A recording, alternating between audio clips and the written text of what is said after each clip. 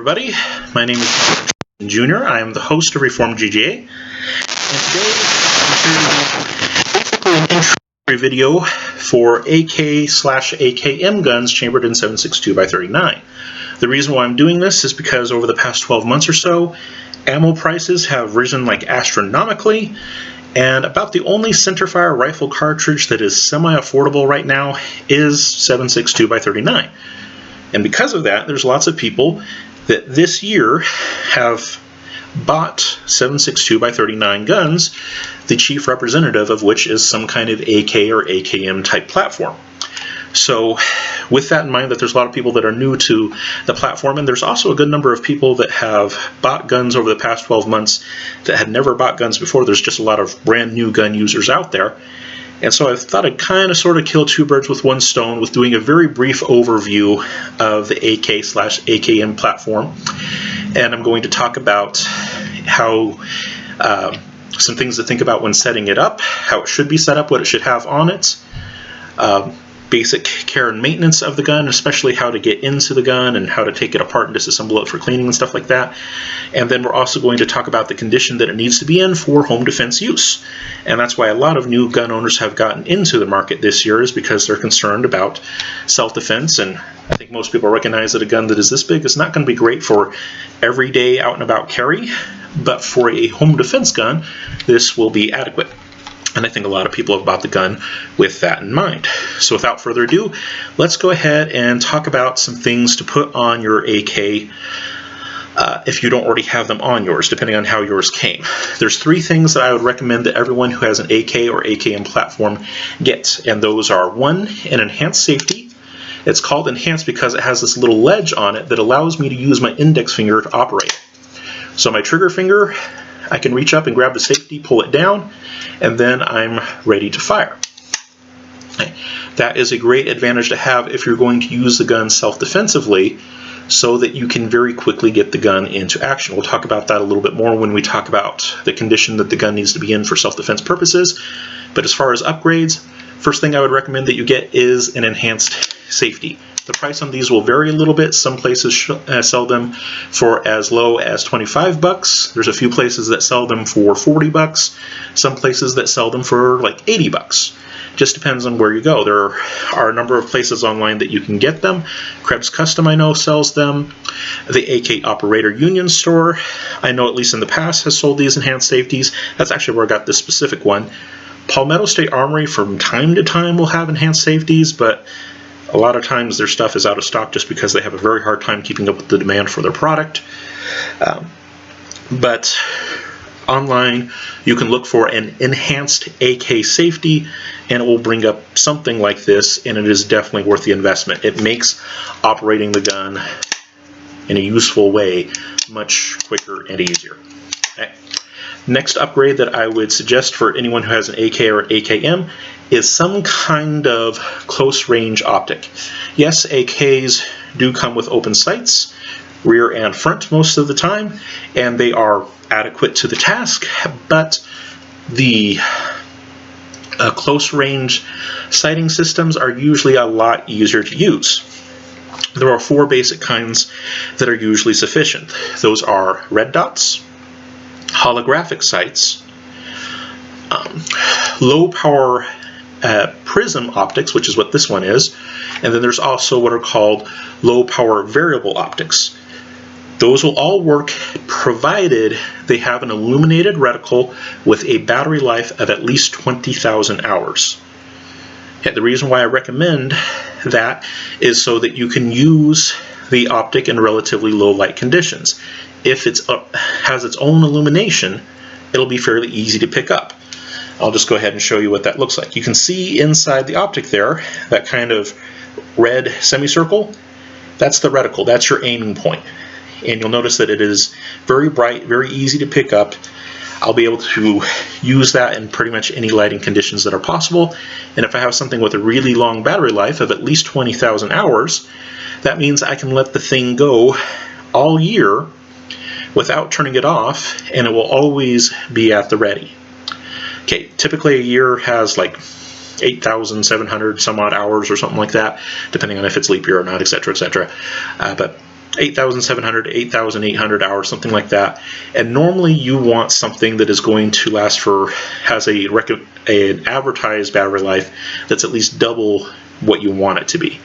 Me, I only change the batteries usually once a year, usually at the same time that I do the smoke detectors in the apartment. Just do all the battery changing all at once, get it done and over with. It's nice not to have to worry about it. That's why I recommend a fairly long battery life.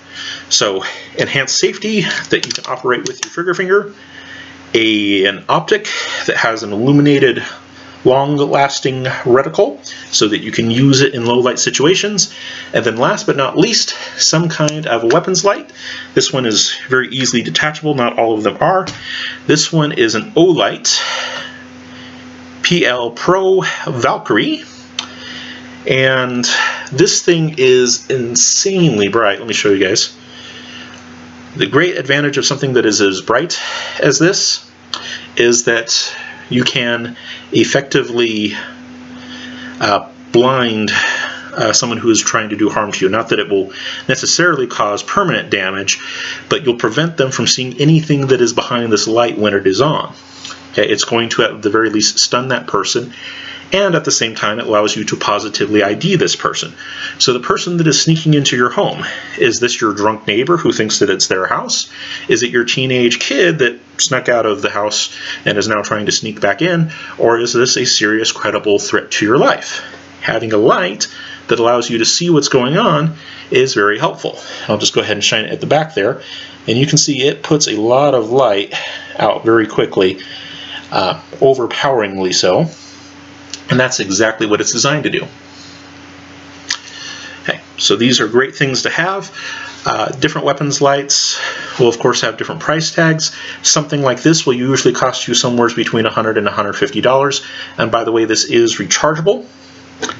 Let me see if I can just show you the recharging cord here. It's a UPS charger, so you can plug it into a laptop or whatever. And then it has a magnetic attachment point that just attaches to your optic and allows you to recharge it. I usually only need to recharge it about once a week or so, and I just do that during the daytime because of course this is going to be most useful at night. And so if I have to go out and about where an AK is not going to help me very much because I'm not going to carry an AK into Fred Meyer's with me, usually have a concealed carry handgun for that purpose.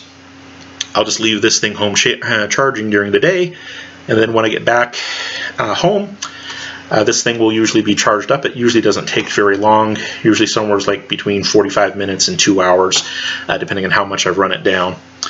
Like I said, normally a trip out, come back, it's ready to go. Alright, so that's the three things that I would recommend that everyone put on their AK. Enhanced safety, so you can operate it with your trigger finger. A illuminated optic of some kind that has a very long battery life, at least 20,000 hours is what I'd recommend, and then a weapons light so that you can positively ID your targets and or effectively blind them if the need should arise. Alright, after that, let's talk about basic maintenance. I'm not going to get into all the details of how to properly clean a gun and all that.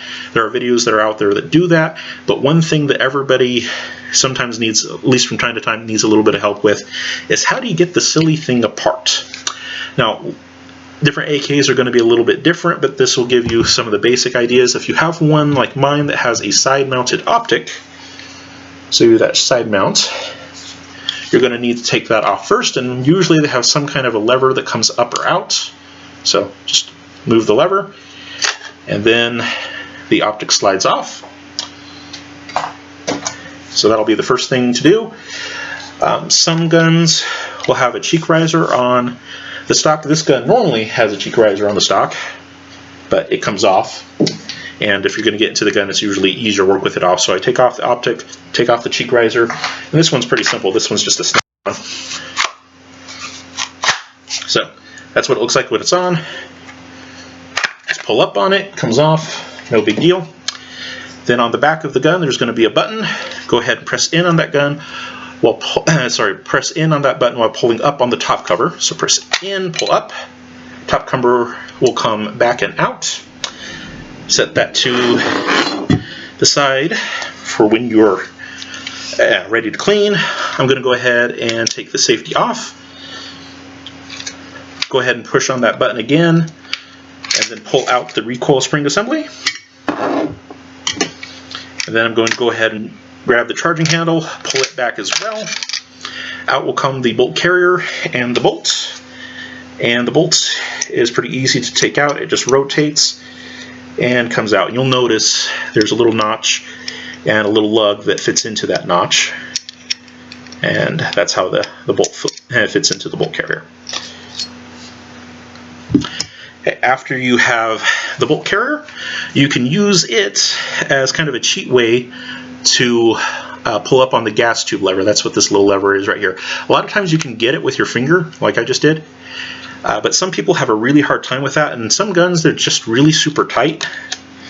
So it helps to take the little rail slot that is on your bolt carrier, and it will fit that little lever edge, and you can use it to get some extra leverage to move it if you have difficulty with that.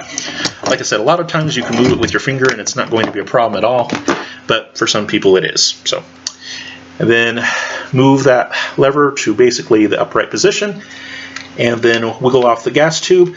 Some of them are a little bit harder than others, and you need to be careful about the position that your lever is in. But once you get the right place, it's usually just a matter of wiggling it until it comes out. This one's a little on the tight side, but that's okay. Just keep wiggling. There we go. Out comes the gas tube, and your gun will be ready for cleaning. Another thing that you can do is you can actually take off the safety. Just go ahead and move it to the upright position and wiggle it out. Not very hard to deal with at all. And that will be your disassembled AK. From time to time, you'll also want to take off the muzzle device, and on AKs that is very easy to do. Just push the detent and then of course rotate the muzzle device. You'll need to know which direction to rotate. You fiddle with it a little while and you'll figure it out. Some of them are left-hand threads, some of them are right-hand threads. It just depends on the gun that you have. A full-size AK like this is usually a left-hand thread, so it's going to go opposite the way you think it will. The small ones that have the little boosters on the end, those are usually right-hand threads. Alright, so completely stripped down, you can go ahead and clean it. There are lots of good cleaning materials that are out there. However, I am cheap, and so what I use for cleaner is a 50-50 mixture of regular old mineral oil. This is very commonly sold as a laxative. So if you go into a pharmacy or whatnot and go to the laxative section, very often they will have mineral oil there and it works just fine. And then I mix that with mineral spirits, a 50-50 mix. They usually sell this wherever they sell paint thinner. So just a 50-50 split mix of mineral oil and mineral spirits. Spray down everything on the gun. Of course, spray it down the barrel as well. Let it sit for a little bit, and of course, don't forget to spray down all of the parts that you just took out. Let it set for a while, maybe about 10 minutes or so, and then go ahead and scrub on it. Normally, a nylon brush of some kind is perfectly sufficient. You can go to gun stores and get purpose-made nylon brushes for gun cleaning, or frankly, a toothbrush that has nylon bristles, preferably one that hasn't had toothpaste on it before, will also be perfectly adequate to the task. And that will be the bulk of your cleaning. Sometimes people ask, do I need to get under the hammer back here? And from time to time, that is a good idea to do.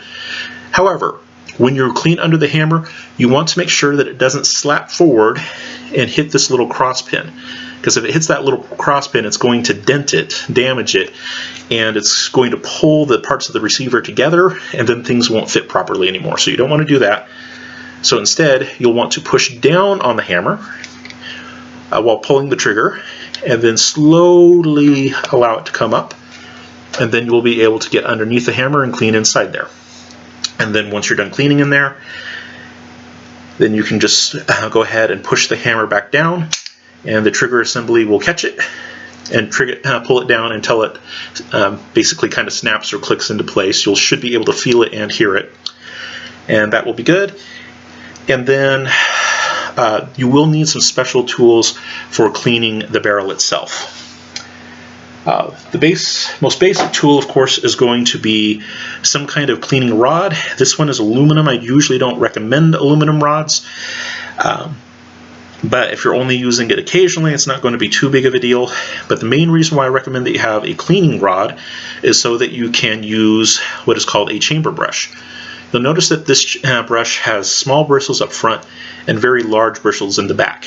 That is designed specifically to help you clean out the chamber of the barrel, and that's just the back end. So I just take the brush and just stick it into the back end. Notice that I'm holding it by the actual handle, and just focus on cleaning the back end. I'm not going to ram it all the way through. Don't need to do that. Just the chamber area. That's all that the chamber brush is made for, is just that back area. So get it nice and cleaned out. Good scrub. Make sure everything is been thoroughly loosened and whatnot. And then after you've loosened everything on the chamber end, then you can use what is called a bore snake. And by the way, the sizes of these things, because not all chamber brushes are the same size, the size that you will need is a 308 chamber brush. Technically, ones that are smaller can be used, but they don't necessarily work as well, and you have to be pretty careful about applying pressure to all sides to make sure it gets evenly cleaned. So just use a 308 size chamber brush is better. After you've cleaned out the chamber, then grab what is called a bore snake. That is what this is here. It looks kind of like a rope. Has a front part with usually a brass aglet. Looks kind of like a shoestring for the first part, and then you have kind of a rope part of it, a little brush in between, and then a very long section of rope, and then usually a little loop on the end. What you do with it is you apply your cleaning solution to the front end and to the brush, leave the in-between part dry, and then at the very end apply a little bit of just oil. Okay, so not the cleaning solution that I talked about, just oil. So just mineral oil or just regular gun cleaning oil. And what you're going to do then is you're going to take the little weighted aglet and you're going to just drop it down the barrel. So point the gun down, put the aglet in the back end, feed it through until it comes out the other end. Then once it comes out the other end, you can go ahead and grab that. I wrap it around my hand a few times, and then just pull it through. And as I'm pulling it through, I'm going to rotate it around to make sure that everything gets touched and cleaned by those brushes. And I'm going to be fairly slow about it.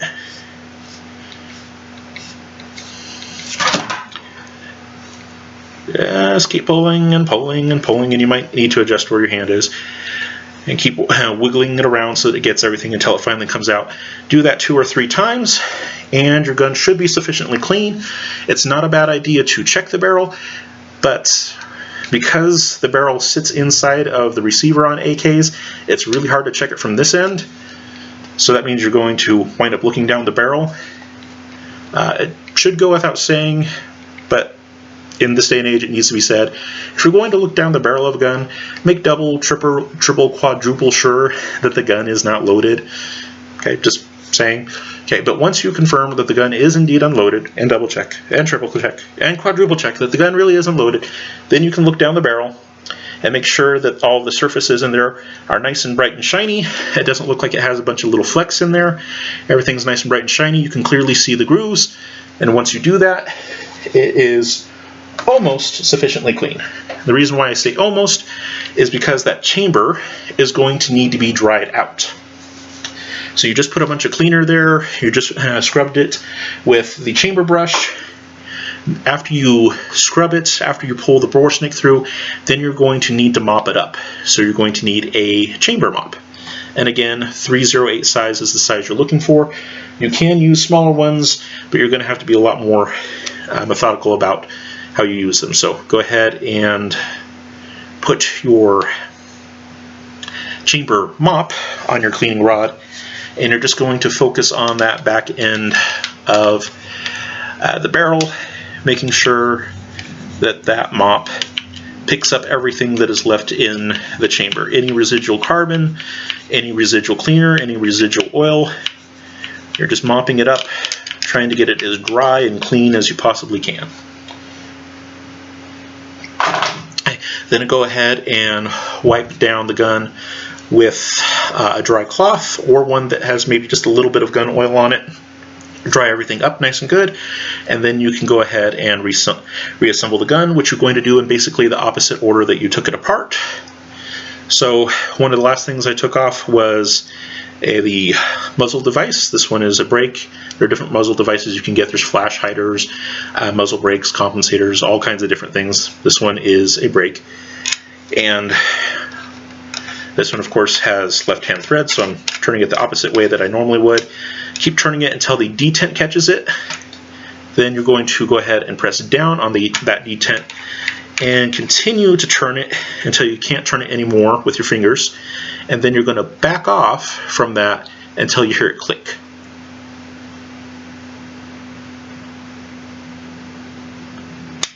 And there we go. Alright, so the muzzle device is on. Next, put back on the gas tube.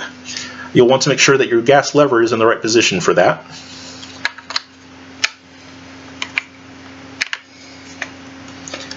And sometimes it's a matter of just kind of wiggling it. There we go. Then push your lever back down into place. Like I said, a lot of times you can get it with your fingers, that's fine. But if you have trouble with it, you can always use that little slot that is on the bolt carrier. Next after that, I'm going to go ahead and put the safety back on. And I hold it basically vertical, slide it into place. There'll be a hole on the other side of the receiver as well, and then I can slide it down and it's ready to go. Some people with these enhanced safeties have a hard time pulling them down as far as they need to go. That's actually really easy to fix. Just take your safety, pull it up. Oops, I pulled it a little too far. That's okay. Pull it far enough up that you can get a hold of it, but not so much that it comes out. And then just push out on it. If it's too tight, push out. If you think it's too loose, pull in on it slowly and gently. It's just a piece of spring steel. So if it's too tight, it basically means that the spring is too tight. You can adjust it. So if it's too tight, push out on it. If it's too loose, pull in slowly and carefully until it's at a place that is easy for you to use with your index finger. Okay, it's just spring steel. As long as you're slow about pulling on it one way or the other, it will be just fine.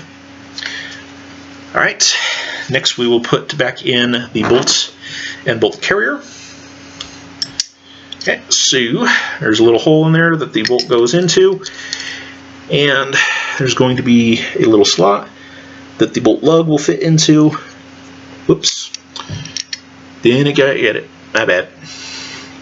There we go. Alright, so there's the lug, there's the slot. Pull it through and forward.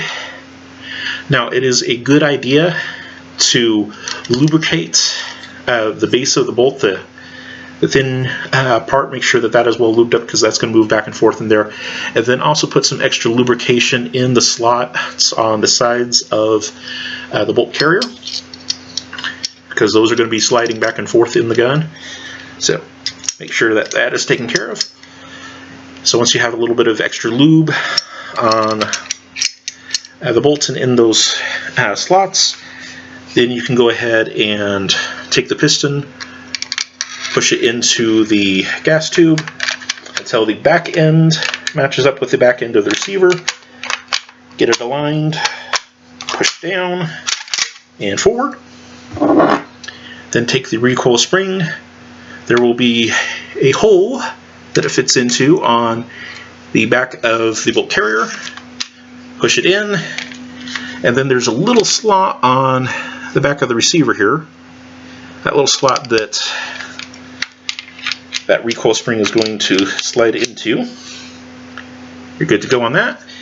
And then getting the cover back on can sometimes be a tricky thing. If you have one of the ones that hinges, it's just a matter of lowering it and then giving it a good smack. These ones where the top cover comes completely off can sometimes be a little bit tricky. Alright, so push forward into its groove. Then I'm going to try to push down on that button. And I can't do this on screen very well. Apologize for that. Trying here. Trying. There we go. And that button should pop back out so that it's nice and secure. Give it a function check. put it back on safe, and then of course replace anything that you took off. So I took off my optic, so I'm going to need to put that back on. Just slide it back on the rail, push my lever back down. And people ask, if you have a side-mounted optic like that, does it lose zero when you take it on and off? And that is going to depend on the quality of the rail, the quality of the mount, and the weight of the optic. If you have a good rail, and you have a good mount, and you have a fairly light optic, it usually returns to zero just fine. This is an RS Regulate mount. This optic is a primary arms 2X prism scope. It's a fairly light optic. It is a very good mount, and then the side rail that comes on this gun, the gun came with a side rail, is decent quality. It's not the highest quality in the world, but it's pretty decent, and it does return to zero just fine. And then this was my cheek riser, and it just snaps on, and so the gun is back together and ready to go. Last thing that I wanted to discuss is the condition that the gun needs to be in. If you're going to use the gun for home defense purposes, you need to treat it like there is a serious threat on your life and the life of your family. That doesn't mean that there is, at least not right now, but you need to act as if it's a possibility, a real possibility. And when we look at self-defense shootings, there are usually incidents that occur very, very, very quickly. From the start of the use of a weapon to the time that the violence ends is usually very quick. For example, John Correa of the Active Self-Protection YouTube channel, he is a firearms instructor who cares very deeply about people being able to defend themselves and defend themselves well. And to that end, he has gone through and he has investigated tons of self-defense incidents that have been caught on camera, whether it be badge cam, whether it be security camera footage, cell phone footage, whatever the case is. Pretty much anything that gets caught on film anywhere that he can get a hold of, he goes through and he does a thorough review of. And he's done hundreds, if not thousands, of these things. And his conclusion, and the conclusion of a lot of other people that have investigated self-defense shootings, have come to the conclusion that on average, from the beginning of violence to the cessation of violence, a self-defense incident usually occurs in 7 seconds or less. From the time that violence starts to the time that it ends, very brief window of time, and it's usually the first 2 to 3 seconds of that 7-second window that determines who is going to be successful or not. Okay, 7 seconds total, 2 to 3 seconds to make the difference. So when it comes to the question of what condition the gun needs to be in, it needs to be ready, and I mean ready. So to put this in visual terms, this is just an empty magazine so that I don't have a negligent discharge on camera, because that would be really embarrassing and stupid, incredibly stupid, especially for someone who deals with firearms all the time. I'm going to practice safe, and I would suggest that you practice safely as well. But just think about how long it takes to load the rifle. Now, I'm going to give myself an advantage and take the safety off, because that'll make loading it a little bit easier. But let's just think about how long it takes to load the gun. So you're going to have your gun somewhere, because you're probably not going to be carrying it around the house all the time. It's not a very practical way to live your life, you know. Doing laundry with one hand while holding your AK in the other is probably not a practical way to do things. So your gun is probably going to be sitting nearby. And let's say somebody starts trying to break down your door or break through your window or whatnot. You're going to have to grab your gun, hopefully it's not too far away, grab your magazine, get your magazine into the gun properly, charge the gun. Like I said, I gave myself the advantage of making sure that the safety was already off, and then point, aim, shoot. Like I said, the entire incident is usually over in 7 seconds. Just loading the gun, grabbing the gun, loading the gun, and getting it pointed is usually going to take at least 2 to 3 of those 7 seconds, and it's usually those first 2 to 3 seconds that make the most difference. Do you have the time to leave the gun unloaded? No, not if you plan on actually using it. So what you want is magazine in, round in the chamber, safety on. That way, if somebody starts trying to break down your door, break through your window or whatever, you grab the gun, pull the safety off, point, shoot. That's all that you should have to do. Grab gun, safety off, point, shoot. you shouldn't have a big delay between you and being able to use the gun. Now, there is a concern that some people will have with having a round in the chamber, and that is just that they don't like having loaded guns laying around the house. And in certain situations, I definitely get that. Say you have small kids around or whatnot, or maybe a teenager who's going through a rebellious phase, weird neighbors who like to visit and you're not exactly sure about some of them. I get it. In a lot of situations, having a loaded gun laying around, especially in plain view, not such a great idea.